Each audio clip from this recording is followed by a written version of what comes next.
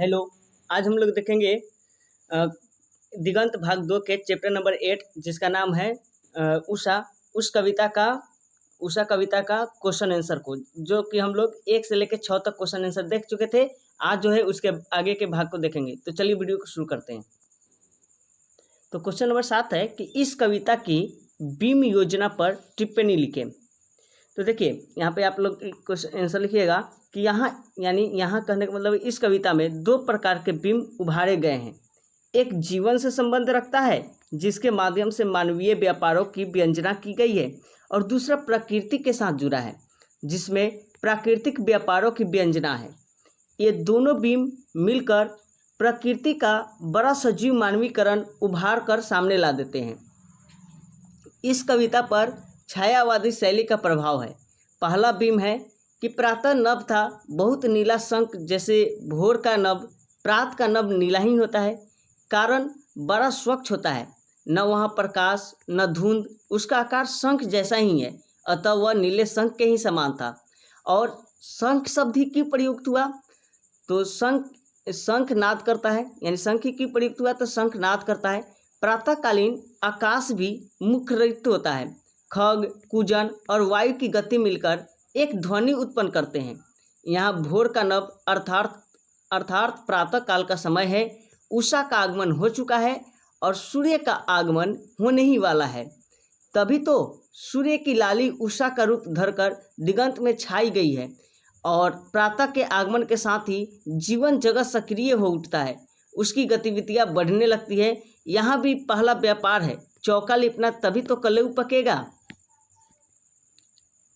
और अभी अभी जो है चौका लिपा गया है, तभी तो गीला है। और यहाँ आकाश की आर्द्रता, गीलापन व्यंजित है। बड़ा सटीक बिंब है, ठीक है। सील भी प्रातः काल सक्रिय उठती है और बच्चे अपना स्लेट उठा लेते हैं। चौका लिपा गया और सील पर मसाला पिसा, वह केसर के जल में धुल गई, अर्थात उस पर अब भी लालिमा शेष है। घर वाले बच्चों की ओर ध्यान देती है। अभी स्लेट उठ जाती है, उस पर खड़िया से लिखा जाता है, फिर उसको मिटाया जाता है। यह भी एक स्वाभाविक प्रक्रिया है। ग्राम अंचलों में घरवाली पोखर या नदी में ही स्नान करती है, और यह कार्य भी प्रातः काल ही होता है। वह चौका लिपकर मसाला पीसकर बच्चों को काम समझाया, तब स्नानार्थ जाती है।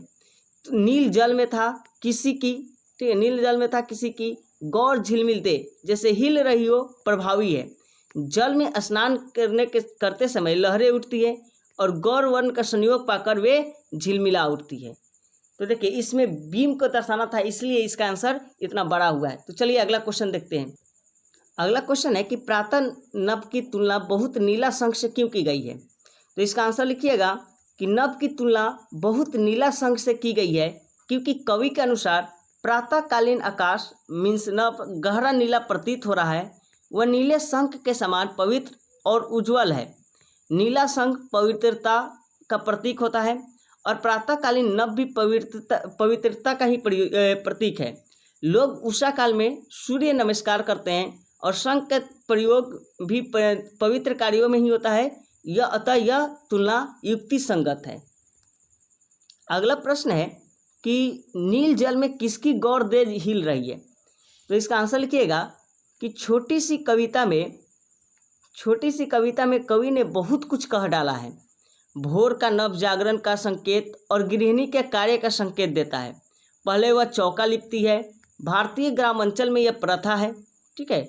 जैसे कि बासी चौका पर कुछ नहीं पकाया जाता है। बासी चौका यानी कहने का मतलब जो रात को पकाया गया है उस पर फिर से कुछ नहीं पकाया जाता, उसको लीप कर शुद्ध किया जाता है, तब उस पर कुछ बनता है। फिर वह सील पर मसाला आदि पीसती है, जिसके अभाव में भोजन स्वादिष्ट नहीं हो सकता। मालूम है, अभी तो खड़े मसाला तो जैसे उस समय था नहीं। फिर बारी आती है जल लाने की, तो वहाँ वाटर टेप नहीं होता है। टोटी खोल दी और पानी भर लिया, ऐसा तो सिस्टम पहले होता नहीं था गांव में भी, अभी भी बहुत जगह ऐसा नहीं है।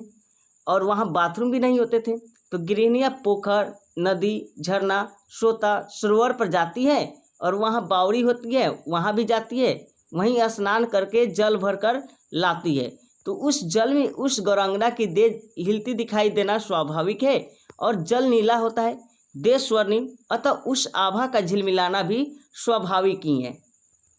अगला प्रश्न है कि कविता में आरंभ से लेकर अंत तक की बीम योजना में गति का चित्रण कैसे हो सका है, स्पष्ट कीजिए।